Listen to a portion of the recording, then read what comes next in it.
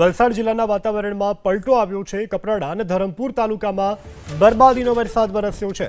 કપરાડાના border વિસ્તારના ગામડાઓમાં વરસાદ વરસ્યો છે। કપરાડાના અંધારપાડા વારના મોરખલ ગામમાં વરસાદ પડ્યો છે। ભંડાર, કચ્છ, કોઠાર, ઓજર સહિતના ગામડાઓમાં પણ આજે વરસાદ નોંધાયો છે।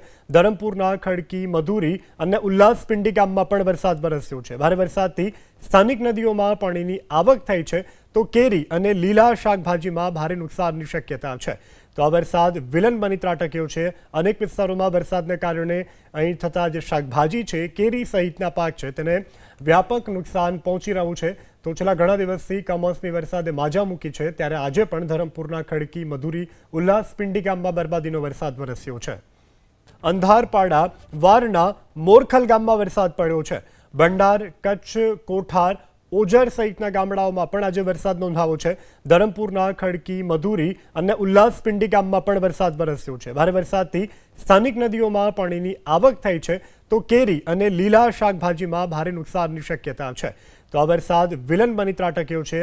અનેક વિસ્તારોમાં વરસાદને કારણે અહીં થતા જે શાકભાજી છે, કેરી સહિતના પાક છે, તેને વ્યાપક નુકસાન પહોંચી રહ્યું છે। તો છેલ્લા ઘણા દિવસથી કમોસમી વરસાદે માજા મૂકી છે, ત્યારે આજે પણ ધરમપુરના ખડકી, મધુરી, ઉલ્લાસપિંડી ગામમાં બરબાદીનો વરસાદ વરસ્યો છે।